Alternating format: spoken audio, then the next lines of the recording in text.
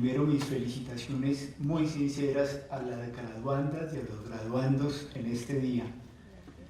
Muchísimas gracias, querido Rafael, por la invitación a estar con ustedes en este día.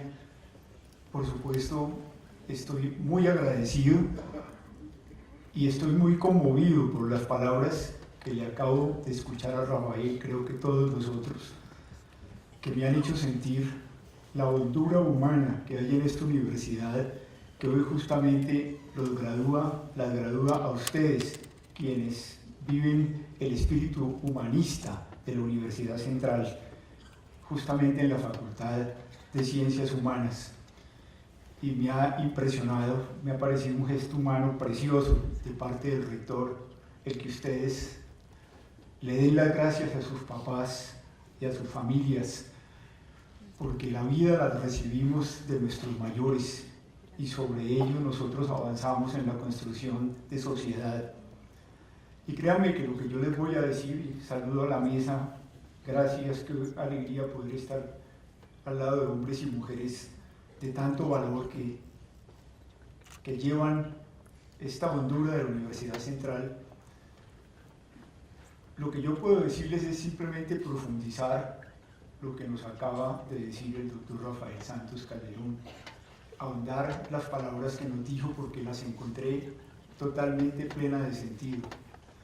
Me impresiona, antes de entrar en el tema, el cuidado de la universidad por la igualdad, porque como hace poco lo escuchaba de uno de los profesores de la London School of Economics, los pueblos que son más igualitarios, no que son iguales, pero donde las diferencias entre los ricos y los pobres son menores, son pueblos más alegres, pueblos más seguros, pueblos más creativos, pueblos donde incluso el desarrollo económico es mucho más amplio, donde la democracia se consolida más profundamente, donde se protege más el medio ambiente. Qué bueno que Colombia lo llegara a ser un día, pero por ahora somos posiblemente el más desigual de los países de América Latina. Y entre otras, en los pueblos que son más igualitarios, ocurre una cosa que es extraordinaria, y es que las personas que están más arriba en los ingresos consideran que son iguales en dignidad y en respeto y en acogida a las personas que son más abajo en los ingresos, de manera que todo el mundo se siente igualmente recibido y respetado. Pero en los pueblos más desiguales, como nosotros, por ejemplo, donde la diferencia entre la gente que vive en Soacha y la gente que vive en Rosales o en la parte alta del Chicó, en calidad de vida es del orden de 30 o 40 veces más. En los pueblos que son más desiguales, los que están arriba no consideran que los de abajo tengan la misma dignidad y que sean iguales a ellos. Y esto por un problema ético muy profundo, de conciencia. Si los considerasen igual, no soportarían la carga de tener que compartir el espacio de la ciudad con seres humanos iguales que tendrían que vivir en condiciones inhumanas. Por eso, esta enorme responsabilidad de ganar la igualdad entre todos nosotros. Pero yo quisiera ahondar justamente en los puntos que el rector nos puso sobre la mesa. Ustedes, mis queridos graduandos, como nos lo ha dicho el rector, toman este país en sus manos en el momento en que hemos podido terminar una guerra espantosa que nos ha costado cada año más de 10.000 millones de dólares, y Sahel lo vendimos por 2.000 millones para poder hacer carreteras.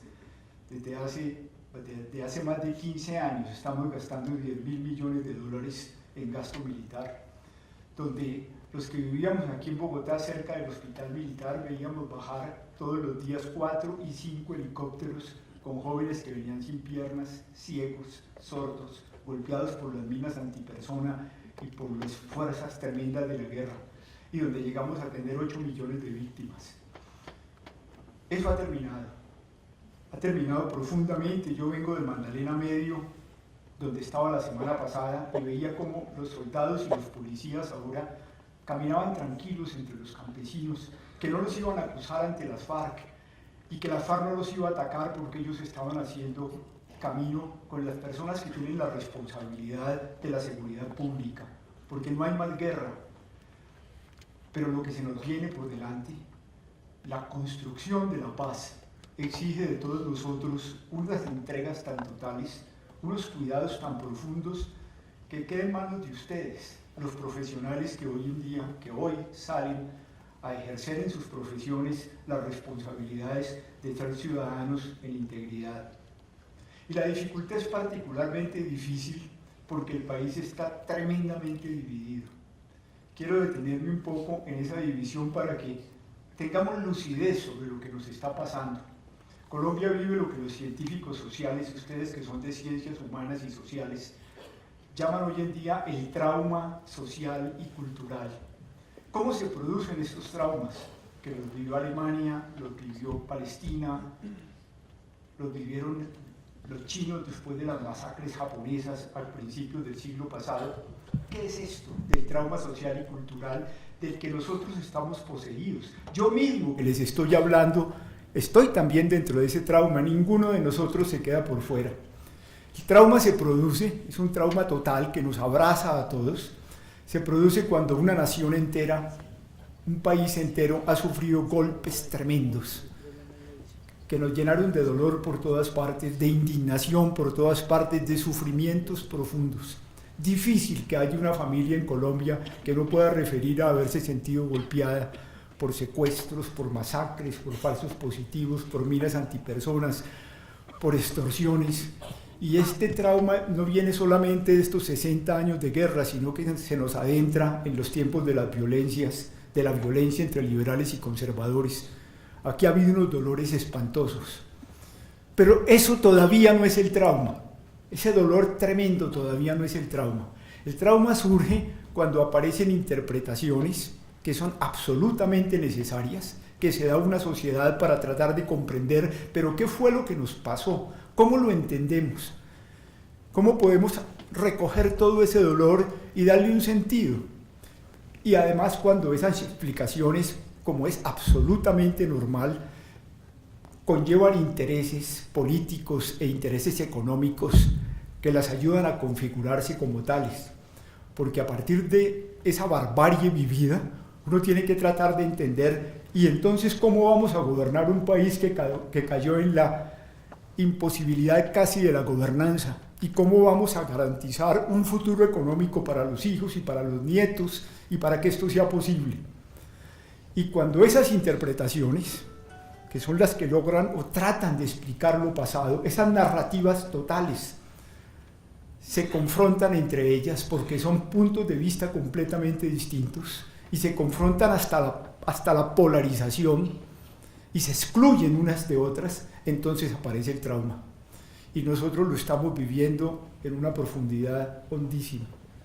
Yo he visto las confrontaciones interesantísimas entre hombres tan valiosos, he estado con ellos en el escenario, como Rafael Nieto de un lado, y del otro lado Rodrigo Uprimi, grandes abogados, grandes conversadores, y cuando Rafael presenta su visión de las cosas, y trata de ser coherente con ello, y tratar de dar a entender lo que ha ocurrido, ustedes recuerdan, Rafael es uno de los candidatos uribistas, Rodrigo Primi, que lo está escuchando, termina de Rafael hablar y le dice, pero usted deja por fuera mucha indignación que nosotros tenemos, muchas víctimas que usted no ha mencionado, muchas comprensiones sobre el derecho de Colombia que usted se ha pasado por delante.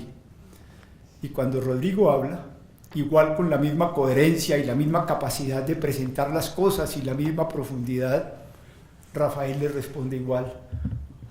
Hay muchas cosas de las que usted dice a mí me indigna, usted deja de lado muchas insatisfacciones que tenemos otros en Colombia, hay muchos dolores que no quedan abrazados por su discurso.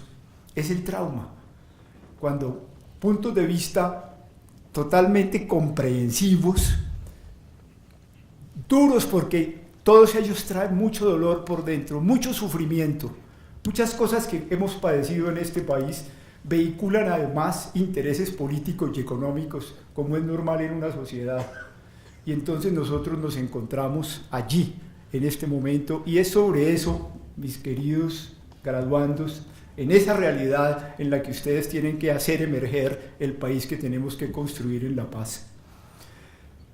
Tuve la oportunidad de estar muchas veces en La Habana, porque habiendo vivido las cosas del conflicto de muchos años atrás, desde los tiempos de Belisario Betancur, y andando los caminos y las montañas, pues terminé por hacerme conocido de los dos lados, y después de discutir mucho con un lado y otro.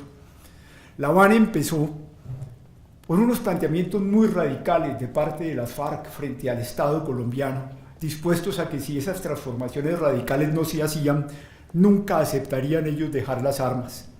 Pedían una reforma agraria radical, la distribución de las tierras, pedían la nacionalización de muchas de las empresas del país, sobre todo las que tocaban con la salud y la educación, pedían el fin de la corrupción en el país, la transformación de los partidos políticos, pedían una nueva constitución. No nos vamos a levantar de la mesa hasta que no haya una nueva constitución. Así eran las cosas de fuertes. Y por eso los 2 primeros años las conversaciones fueron muy difíciles y la mayor parte de los temas fueron a dar al refrigerador, donde se ponían las cosas que no encontraban solución en las discusiones de La Habana, hasta que llegaron las víctimas. Yo tuve la oportunidad de acompañar a todos los grupos de víctimas que llegaron a La Habana, de escogerlas junto con el representante residente de Naciones Unidas y el rector de la Universidad Nacional. Y las víctimas van a cambiar completamente a La Habana.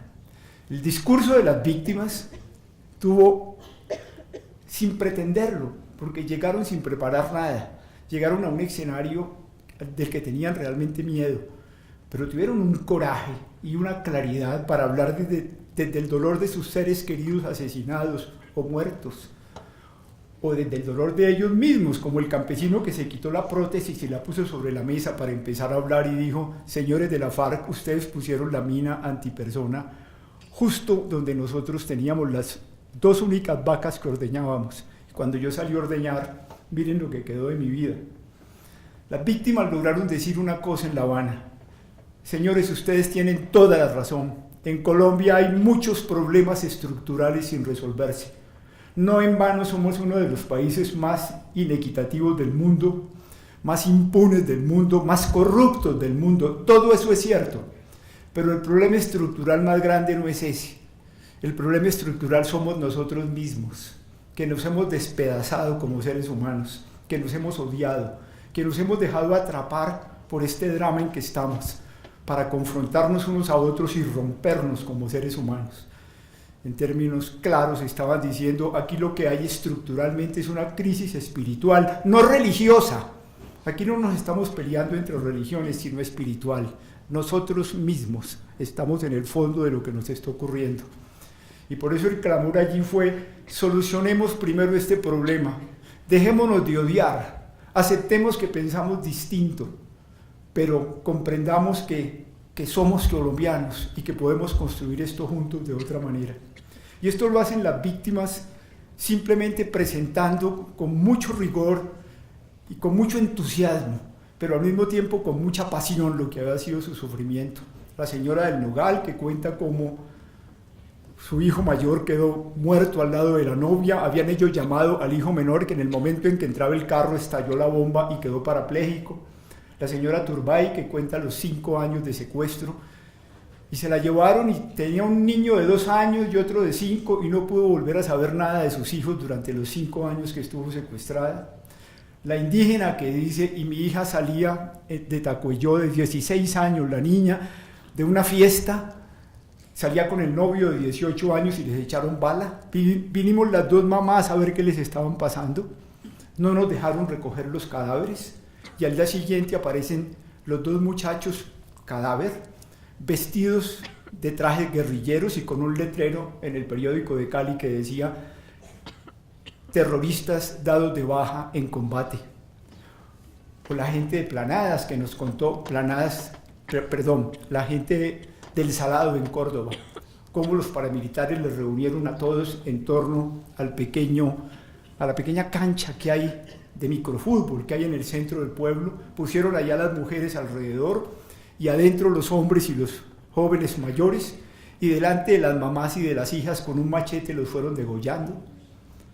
O la niña de Planadas, la mujer de Planadas, que nos contó cómo estaba embarazada cuando llegaron los hombres del ejército y un soldado la cogió contra la pared, a esta mujer embarazada, exigiéndole que confesara, porque ella, puta, le dijo, usted es una cómplice de estos guerrilleros. Ella nos confesaba en Cuba que no tenía nada que ver con ellos, que no sabía de qué hablaban. A las 6 horas la mujer se levanta y le dice al soldado, déjeme salir a orinar. Y cuando sale, se le viene la hemorragia del niño que estaba esperando. Y el hombre le abre la ropa y pone al perro que traía a que se coma la sangre que emanaba de la mujer. Eso es la guerra. La guerra es romper al otro, destruirlo. Y las víctimas nos estaban diciendo, estos somos los colombianos. Hasta aquí ha llegado nuestra capacidad de destruirnos mutuamente. Pero miren ustedes, esas mismas víctimas, desde lo hondo del dolor comienzan a decirnos, cada una con su testimonio, los colombianos no somos solamente eso. Los colombianos somos capaces de salir, perdónenme la expresión, de esta mierda en que hemos estado.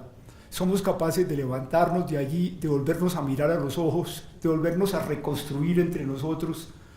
Somos capaces de darnos una mano, somos capaces de reconciliarnos, somos capaces de perdonarnos. Y por eso, por ejemplo, la mujer indígena que les cuento, coge una gran candela, una vela enorme, y se la pone sobre la mesa al general Mora. Y le dice, general, nosotras no vinimos aquí a profundizar esta noche profunda que hemos vivido en Colombia. Venga con nosotros y vamos a hacer luz de este país. Y Leider, el moreno que llevamos desde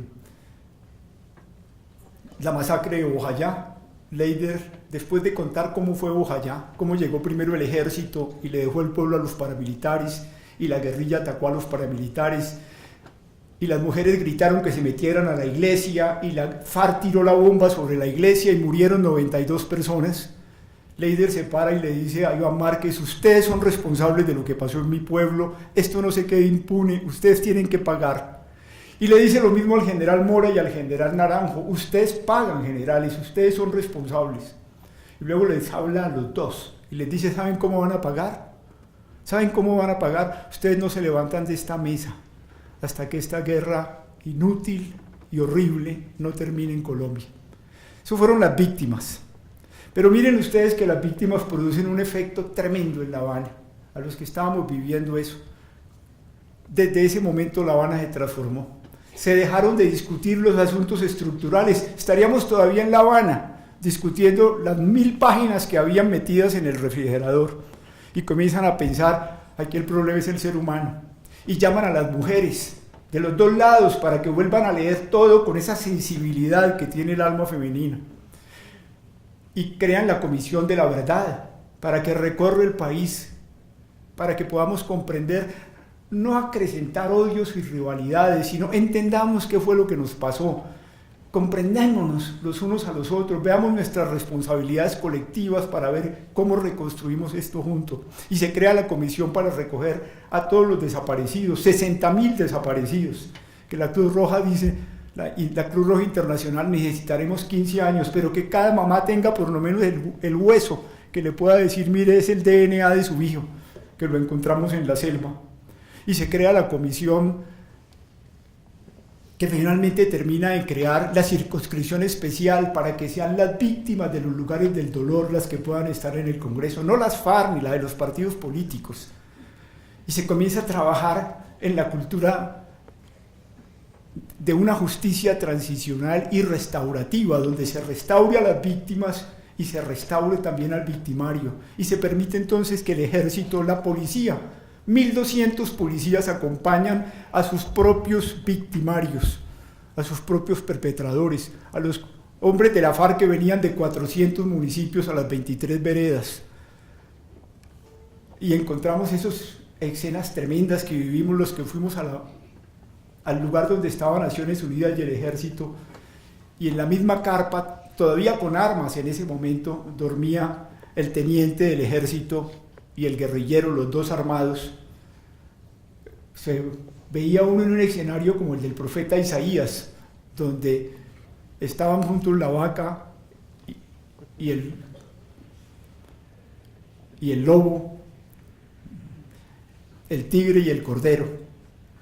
Pero lo que les quiero decir con esto es, en La Habana se logró la reconciliación entre los que estaban allí. Completa. Los hombres que estaban en La Habana cambiaron. Los hombres de la FARC que estuvieron en La Habana no son los mismos hombres que yo conocí secuestrando, humillando, prepotentes en los años de Belisario Betancur en 1984. Y también cambiaron los hombres del gobierno, el general More, el general Flores, el general Naranjo, Humberto de la Calle, Sergio Jaramillo, son distintos. Ese encuentro de 5 años tan duro, que fue durísimo, los llevó a una reconciliación profunda. Y por eso se pudieron hacer los acuerdos que conocemos. Pero Colombia no. La Colombia donde nosotros estamos no está reconciliada. Al contrario, la dificultad enorme de reconciliarnos cada vez más se ha profundizado. Somos un país irreconciliable porque estamos cogidos por el trauma. El Papa, cuando vino, y nuestro rector se refería a él, quiso ponerse por encima del trauma y llamarnos a una cultura del encuentro y llamar a los jóvenes a que nos ayudaran a construir esa cultura, a trabajar en la diferencia, pero a soñar en que un país es posible entre todos nosotros. Y volvió a las víctimas, como en La Habana. Por eso, para tratar de ayudarnos a entender las cosas, se fue a buscar a las víctimas de todos los lados, que es lo único que nos saca de nuestras posiciones ideológicas, que es capaz de ayudarnos a abandonar nuestra propia herida para ver, como el Papa decía, la sangre viva en el cuerpo adolorido de Colombia. Y es que las víctimas, desde todo su dolor y desde toda su realidad, lo que vivimos en La Habana, lo que me tocó a mí vivir con mis compañeros muertos en el Magdalena Medio, 26 personas que trabajaban conmigo, que yo mismo les hice el funeral, asesinadas de todos los lados. Una cosa sí nos enseñaron, lo que es la dignidad nuestra, el extraordinario valor que cada uno de nosotros tenemos como persona humana.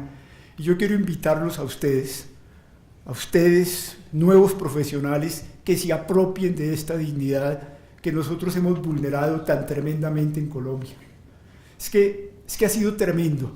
Los que, por ejemplo, vivimos la experiencia de las masacres, recuerdo la masacre de Barrancabermeja, aquel 16 de mayo, en que 34 muchachos de mi parroquia fueron asesinados.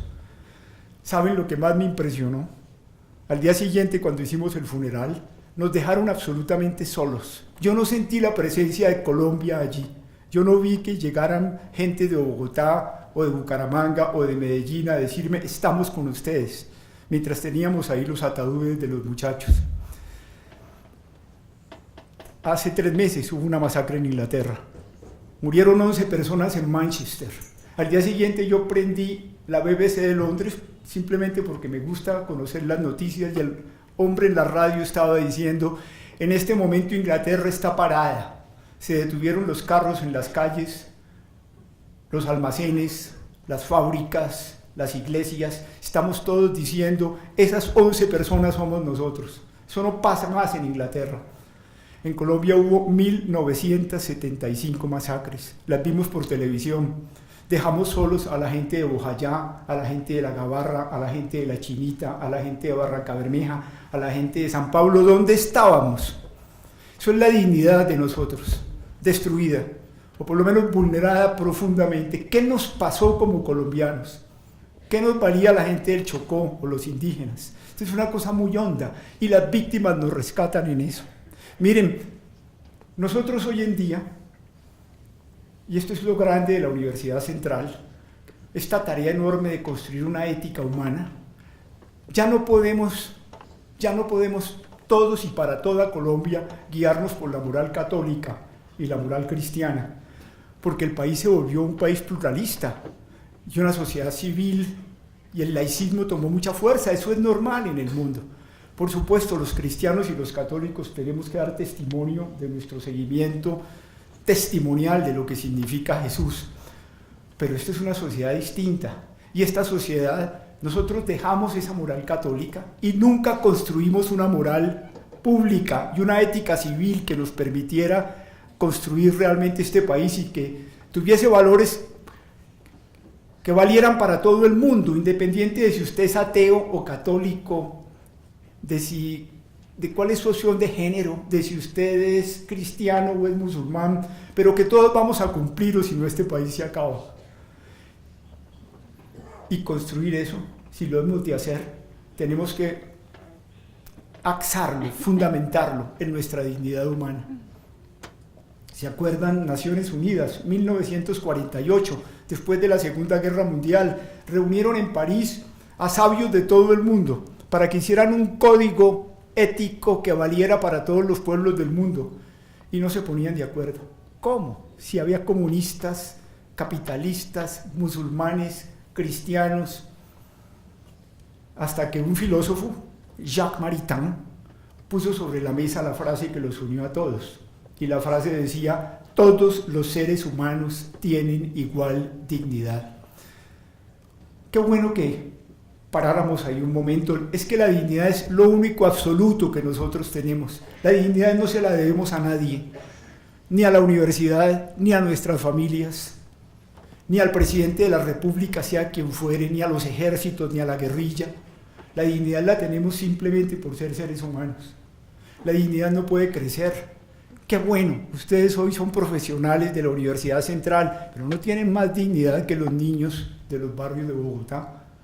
Ni tiene más dignidad el rector que ustedes, ni el papa que ustedes.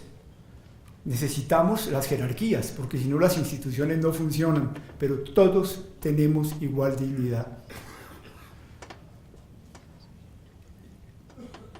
Por eso decimos que la dignidad es absoluta. Y esto tenemos que ganarla entre los colombianos y vivirla con toda profundidad. Es el eje ético desde el cual nosotros tenemos que definir cuáles son los valores que nos importan. Es decir, cuáles son las cosas que nosotros vamos a vivir que sean coherentes con nuestra dignidad, consistentes con nuestra dignidad, y que por supuesto nos llevan a tratar a los demás por igual y a no aceptar que los demás no tengan las condiciones suficientes para poder vivir en plenitud su dignidad. Y es desde ahí que se entienden los valores. Miren los valores de Colombia tan quebrados. Hemos quebrado la vida y la seguimos quebrando con los asesinatos de los indígenas y de los líderes. ¿Y dónde estamos nosotros? ¿Es consistente esto con nosotros? Es que uno no puede permitir que se destruya la vida de otros sin que su propia dignidad, si son sus conciudadanos, no quede seriamente vulnerada. Miren lo que nos pasa con la corrupción, el honor, el sentido de la vergüenza que se acabó, entre otras porque la vergüenza es el sentimiento de haber violado los códigos de honor de una sociedad, pero si los códigos de honor no aparecen, porque no acabamos de reconstruir una ética pública, nuestras cortes vendiendo las sentencias, nuestra empresa privada, como nos pasó en Cartagena, dilapidando recursos.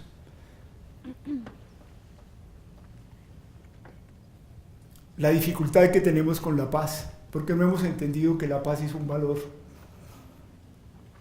Porque la ética, el sentido profundo de la dignidad es la que nos tiene que ayudar a escoger cuáles son los valores que van a mostrar nuestra grandeza de ser humanos para proteger esa grandeza, celebrarla, compartirla con otros. Y quiero un momento detenerme en el sentido de los valores. Estaba hablando del valor de la honestidad, del valor de la vida humana, del valor de la paz. Y quiero que comprendamos esto qué significa. Los valores son comportamientos que nosotros asumimos decididamente porque nos hacen sentir que nuestra vida vale la pena, que nuestra dignidad se fortalece y se acrecienta en ello, que podemos plenamente ser seres humanos. Los valores se ejercen gratuitamente por eso y nos sentimos grandes cuando lo hacemos. Un valor es, por ejemplo, la verdad. Usted no acepta plata por decir la verdad. Si usted tiene sentido de lo que es el valor, debe incluso sentirse molesto porque le van a dar plata por decir la verdad. La justicia social. Por la justicia social se da la vida, como lo enseñaron Martin Luther King y nos lo enseñó Gandhi. Por la justicia se da la vida, por la justicia de nuestro pueblo. Nada a cambio. Es que si no la vida no tiene sentido. La honradez, el no aceptar coimas o no aceptar serruchos sobre los contratos, Eso se hace definitivamente, o si no, no valemos nada nosotros. La paz igualmente es un valor moral.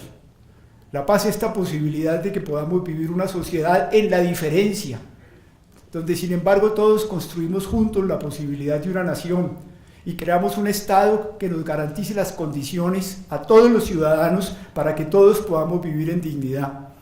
La paz es un valor extraordinario, pero igual, la paz verdadera, cuando se entiende que es un valor, es gratis. Por la paz se lucha gratuitamente, por la paz se da la vida gratuitamente. Pero cuando la paz se la toman los políticos o se vuelve campaña política, tenemos que tener mucha atención a eso. Entonces la paz deja de ser un valor. Porque en política no hay nada gratis, porque todo lo que usted gana yo lo pierdo y yo no le puedo dejar ganar nada. Mis queridos profesionales, ustedes tienen que arrebatarle la paz a la politiquería. Ustedes tienen que dejar claro que nosotros luchamos por esto porque nos importa el ser humano en Colombia. Y en cualquier lugar donde ustedes estén, en sus trabajos, en sus profesiones, en sus responsabilidades, en el espacio de lo público, como nos decía el rector, hagan valer la grandeza de nuestros valores, porque es nuestra dignidad la que está en juego. Ustedes tienen un país precioso, un país que tiene la mitad de los páramos del mundo. El segundo país en biodiversidad, solo nos gana Brasil en el mundo, pero es que Brasil es 8 veces más grande que nosotros. Ustedes tienen la posibilidad de transformar este país, no del crecimiento económico que tenemos ahora, podemos crecer 4 o 5 veces más, al 7 y al 8%, está en sus manos. No tengan miedo en emprenderlo, como les decía el Papa, no tengan miedo de jugársela toda por la vida, por la honestidad, por la paz entre nosotros. Y pongan eso en la pasión por los grandes valores que nos hacen crecer como seres humanos y en la dignidad que definitivamente al único que se la debemos es a Dios, que a cada uno de ustedes los amó con una pasión infinita y por eso están ustedes aquí hoy recibiendo su título y su grado profesional. Que Dios les ayude a todos.